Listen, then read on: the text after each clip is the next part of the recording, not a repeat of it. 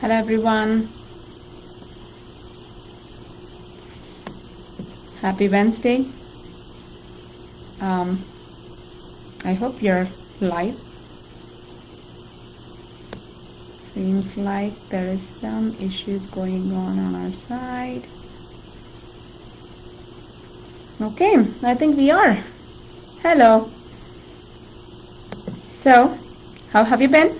It's been 2 whole weeks and I missed you all, but a lot of exciting things happening despite the COVID.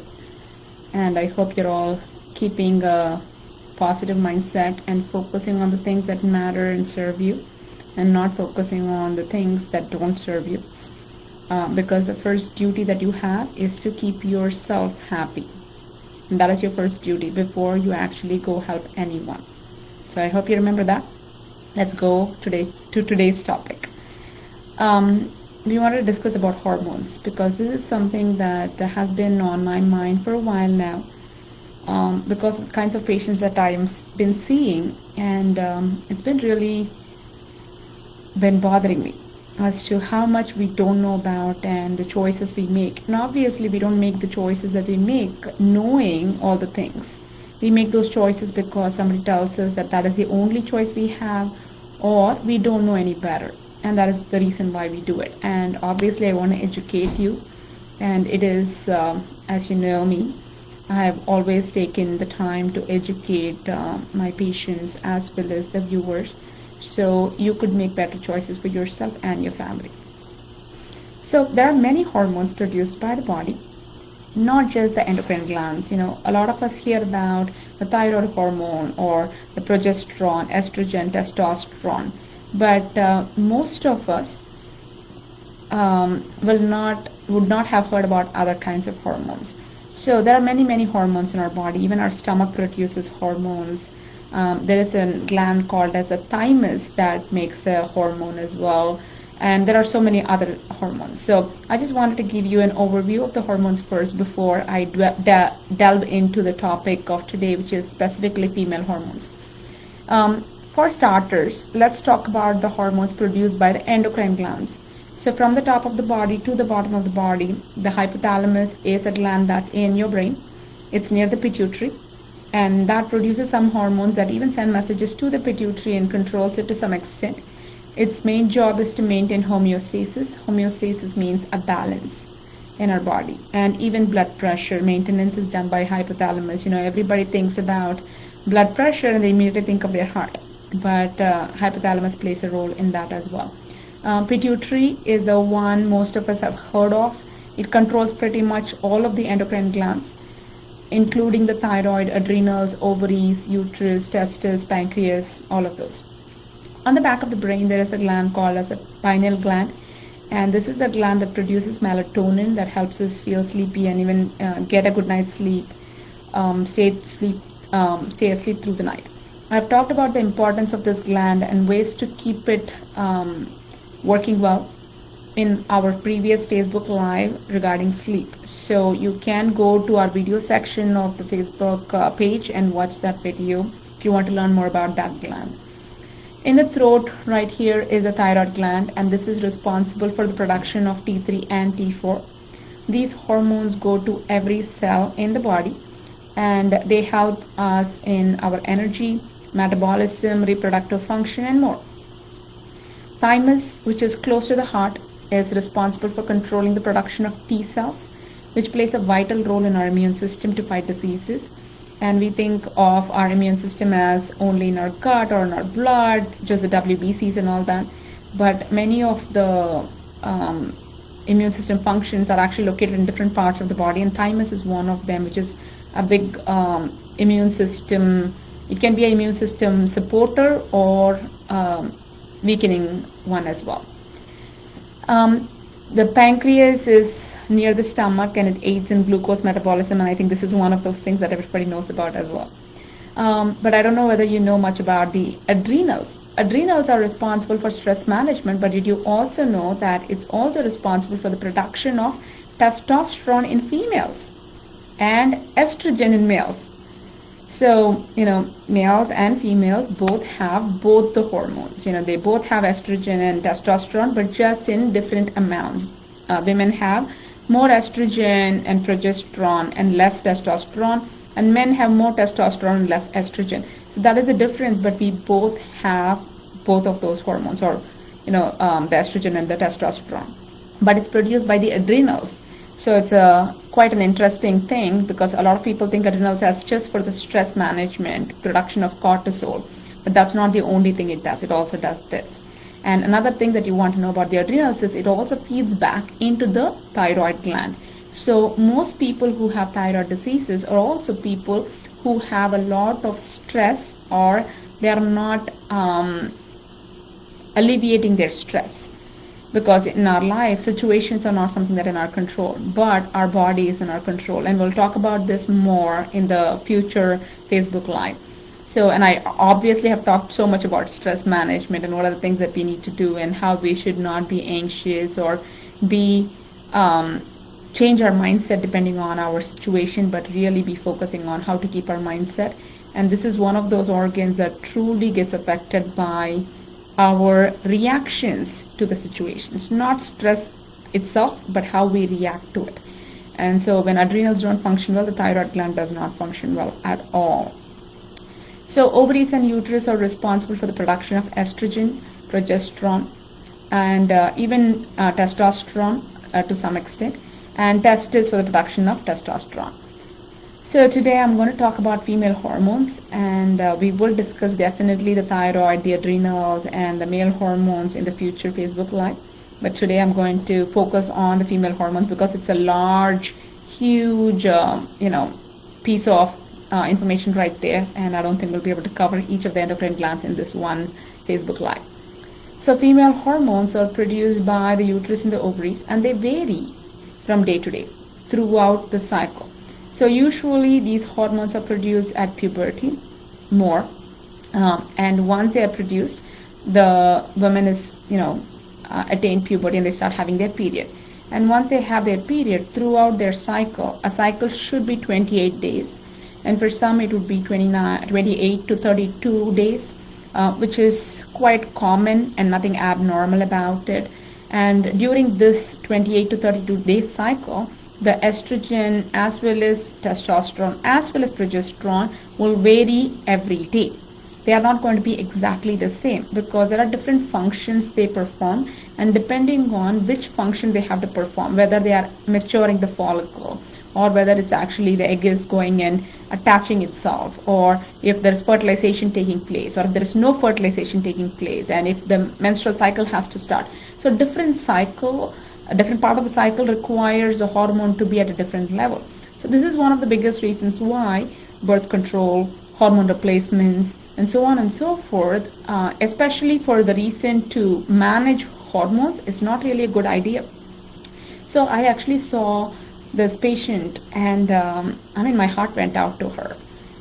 So she started on birth control when she was 11, because she had irregular periods. And this is a very common story as well, and I want you to know this, and this is the reason why I'm bringing this topic today.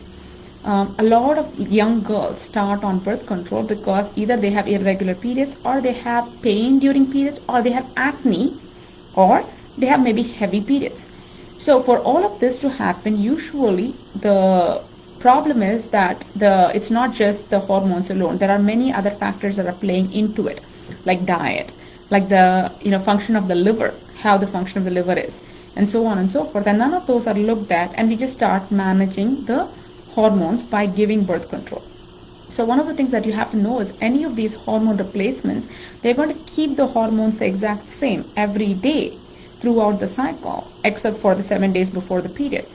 And so during this time, what it does is the taking of birth control or hormone replacement, they affect our liver.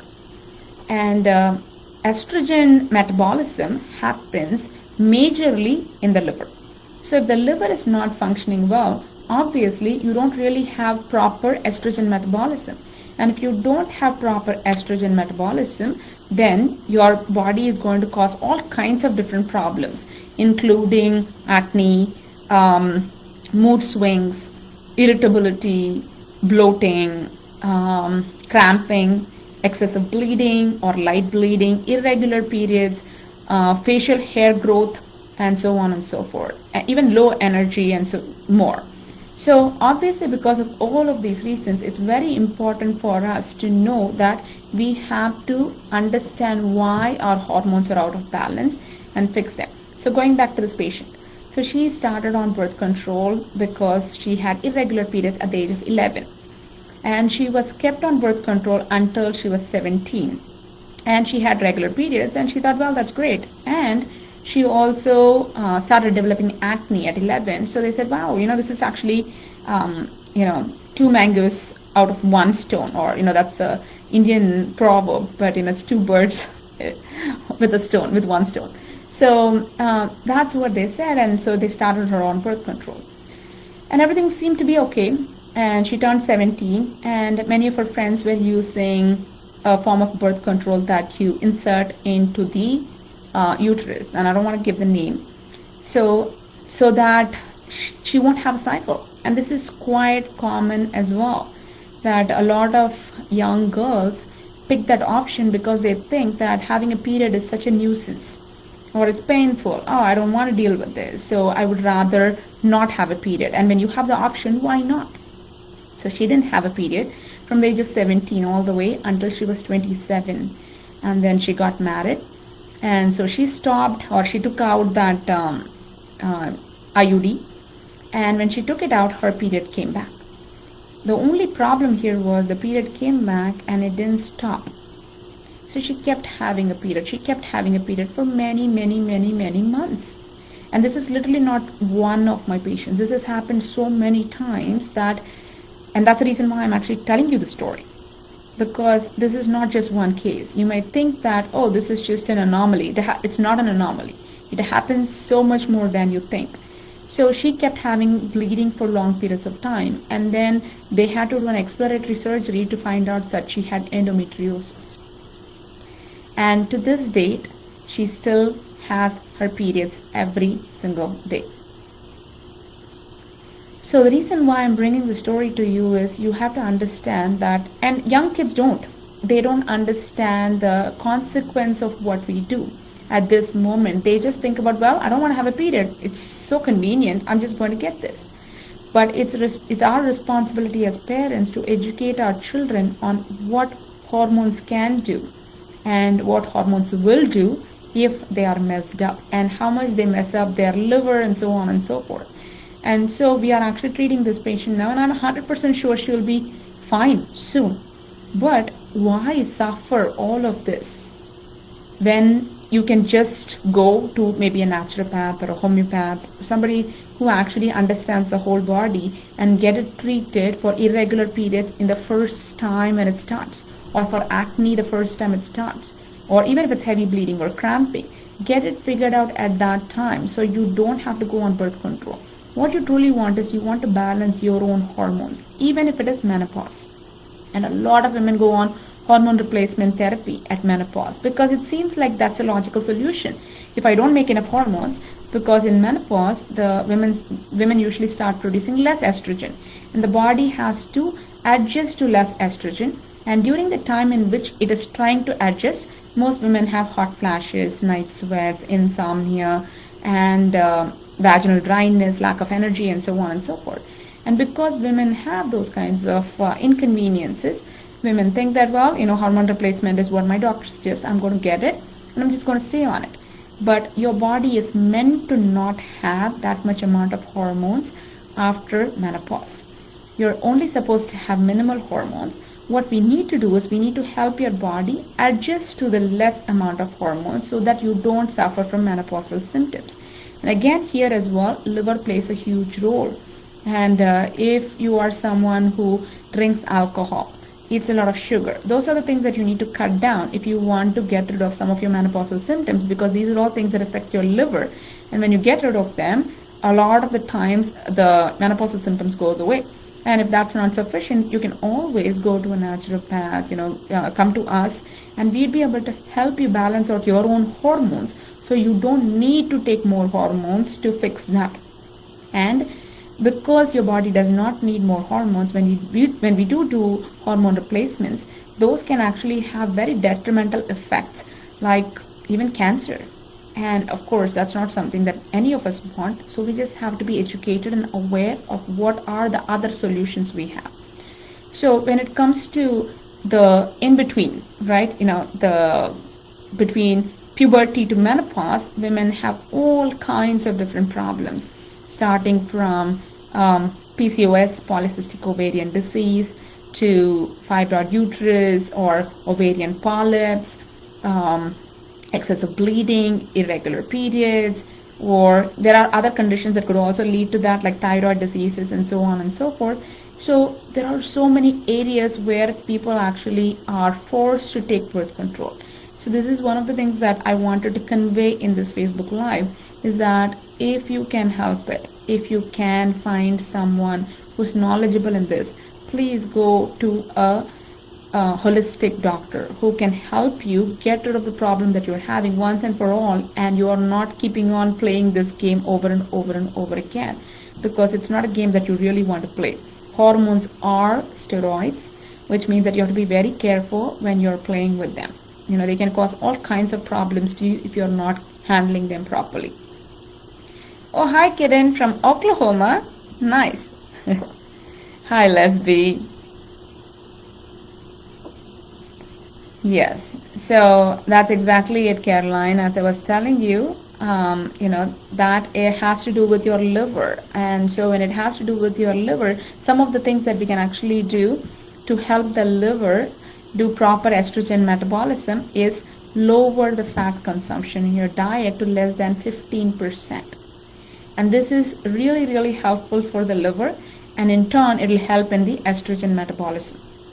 So the next thing that you can do is eat plenty of vegetables and fruits, as well as complex starches like sweet potatoes, even potatoes, squashes. These are all things that really feed the liver, and they make it function better, which means that it's going to do proper estrogen metabolism.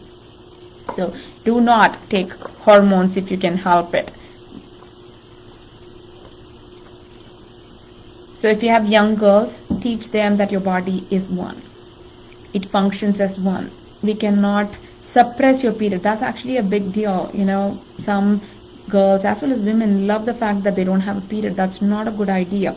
Any suppression, just like this, right? If you don't poop for 5 days, think about that for a minute. If you don't poop for 5 days, would you really feel good if you took a medication that just stopped you from pooping? So sometimes, though, we don't really realize the effects of suppression of periods immediately. The problem is growing inside, and eventually it shows up. And I've seen this time and time again, pretty much all my practice, all these years in my practice, that whenever we suppress our period, there is a consequence to it. Natural excretions must happen. They should not be suppressed. They are not going away anywhere if we do suppress. That's awesome, Caroline. So I'm happy to answer any questions that you have specifically for me regarding hormones, or maybe you have a child who has certain hormonal issues and so on and so forth. I'd be more than happy to answer any of those questions here now.